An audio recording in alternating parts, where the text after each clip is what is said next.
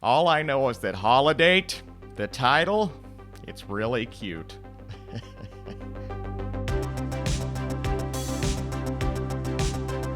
What is up, Flick fans? Welcome back to my channel. I'm back on my set, but we're talking the brand new Netflix film. This is Holidate. This is a romantic comedy on Netflix. We're going to talk about it. I'm a big fan of Emma Roberts. Let's do it. So Sloane and Jackson hate being single on holidays. Who doesn't? Where they face constant judgment from others. So when these two strangers meet, they pledge to be each other's holidate for every festive occasion in the year ahead. So just from the poster, the title, the idea behind Holidate, having someone to go to all of these holiday events with, it's a sweet concept, right? And it's one of those movies that you go into and you kind of know exactly what you're going to get.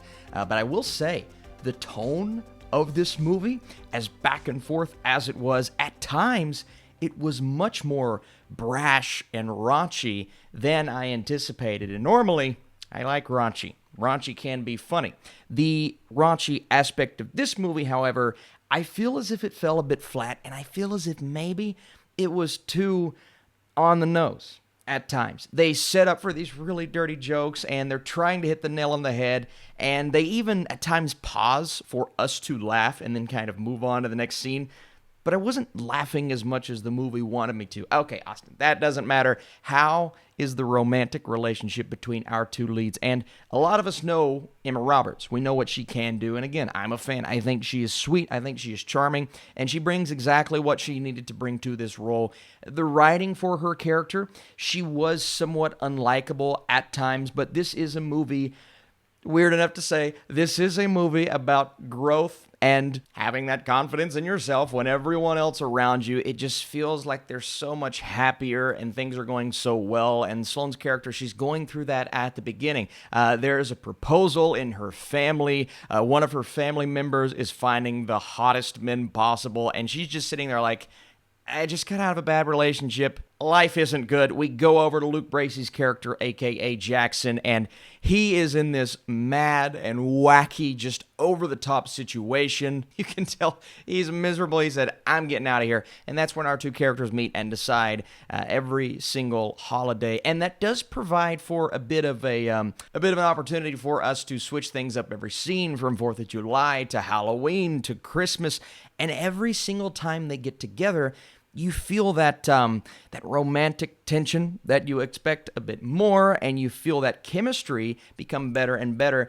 And then it starts to almost become awkward because they realize that maybe they want to be together more so than what this whole holiday thing allows them to be, but they just can't quite take that next step. And that is where our story comes in. That's the conflict, the tension between the two characters. And again, I like that concept.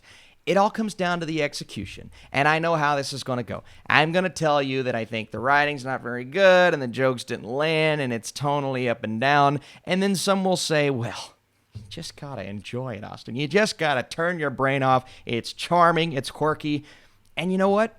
If you feel that way, I don't blame you, because there are absolutely some charming moments. But for me personally, I just expect a bit more when the premise is this good. And I really did expect more of a Hallmark movie. But again, we start out, and the first scene alone, she spouts out the F word. So I'm like, oh, okay. So it's not necessarily that kind of movie. And there's a lot of sexual jokes. There's one that references the Terminator. And I'm like, man, this movie is a lot more raunchy than I anticipated. The delivery is a bit off. Even with some of these actors that I really enjoy, I just couldn't quite buy it. King Batch pops up in here. I think he's a funny guy at times. And, you know, I just didn't really laugh. The gags and the jokes within this type of film, they're usually the things that push it over the edge, teetering between not very good, okay, and good. But because they didn't deliver, because the delivery at times is so awkward, and I don't think this is the actor's fault, I just think the direction maybe was a bit flat. But it feels like every scene they're just setting up for a joke, and then they do the joke. I'm not laughing, therefore that scene almost falls flat. We're moving on to the next thing. Oh, okay, some romantic chemistry. but then they're setting up for another joke, and the joke's not very funny. So it was just back and forth all throughout the entire film. I think it's a bit too crude for its own good, even though if that would have worked, I think it would have amplified the film. There are also some side relationships. We have the main relationship that we're kind of focused on, and they're not really building up these side relationships, but then we get a moment at the end within one of these relationships where they play the music, there's a romantic speech, it's this big moment, it takes up 2 to 3 minutes, and I'm like, where was the buildup for that? It was so out of the blue. And of course, in the third act, they're going to hit those beats and notes. I'm trying not to spoil anything. It's just according on how they do it. And they did it in a way that just kind of wraps everything up so quickly, you don't have time to sit and let it sink in. So unfortunately, I wasn't a huge fan of the ending either. But again, it's a movie that at least gives us all of those beats from a romantic comedy. Like, I think of my mom, I feel like she would really enjoy this movie. Heck, maybe even my wife, she could sit down, kind of turn her brain off and say, okay, there's some fun elements to be had. And there are some fun elements. As for me personally, it's not a recommendation just because it was a bit too back and forth throughout the film.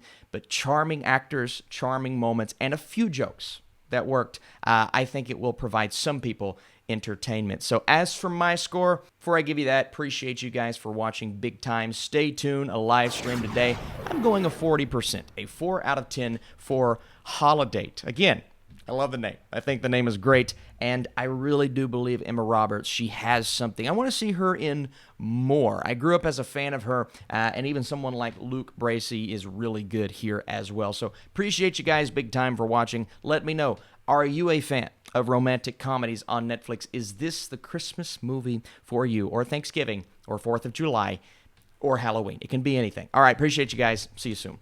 What is up, Flick fan? I already did that.